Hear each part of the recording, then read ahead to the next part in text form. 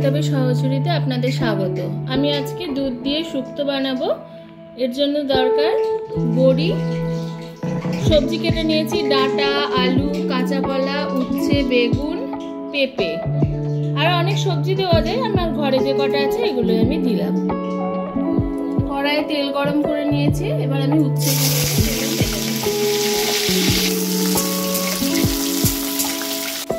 উচ্ছেগুলো ভালো করে ভাজা হয়ে গেছে।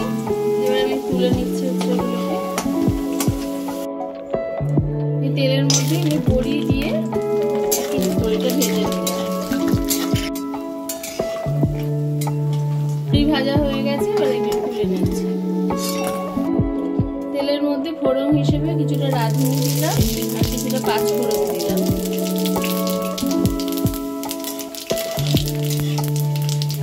এবার এই তেলের মধ্যে একে একে সবজিগুলো ছেড়ে দিচ্ছি।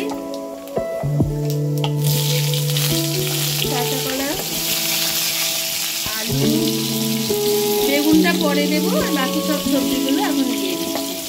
এবার আঁচ কমিয়ে ঢেকে এগুলোকে সেদ্ধ হতে দেবো।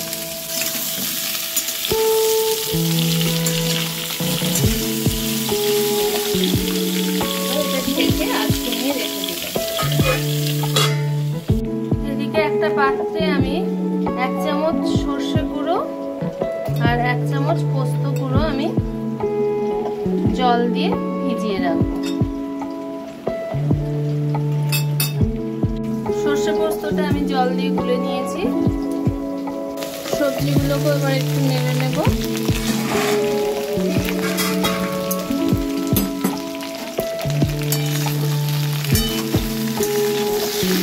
এবার এর মধ্যে বেগুনগুলো দিয়ে দেবো, আবার ঢেকে দেবো।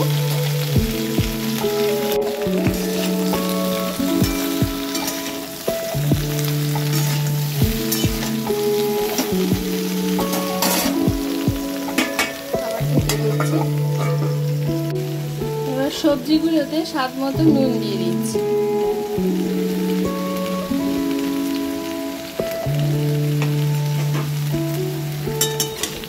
ভালো করে মিশিয়ে আবার ঢেকে দেবো। সবজিগুলো মোটামুটি সেদ্ধ হয়ে এসেছে।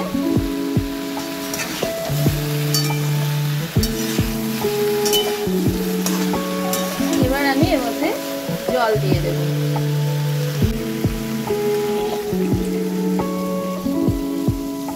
এবার আঁচ বাড়িয়ে ফুটতে দিয়ে দেবো। এটা সম্পূর্ণ হলুদ ছাড়া হবে। এবার বড়িগুলো আমি দিয়ে দিচ্ছি। এবার ঢেকে দিলাম। এবার উচ্ছে যেগুলো ভেজে রেখেছিলাম আমি সেগুলো দিয়ে দিলাম, আর একটু সর্ষে আর পোস্ত যেটা আমি বেটে রেখেছিলাম সেটা আমি দিয়ে দিলাম। শুক্তো একটু মিষ্টি হয়, ওই জন্য এর মধ্যে চিনি দিয়ে দিলাম কিছুটা। হয়ে এসেছে। আমার ভিডিওগুলো আপনাদের ভালো লাগলে অবশ্যই লাইক, কমেন্ট, শেয়ার করবেন। ইউটিউবে দেখলে অবশ্যই সাবস্ক্রাইব করবেন। এবার আমি একটুখানি এর মধ্যে দুধ, ভোজবাড়িতে সচরাচর এরকম ভাবেই শুক্তো করা হয়। নামানোর আগে কিছুটা ঘি দিয়ে দিলাম। শুক্তো মোটামুটি রেডি হয়ে গেছে।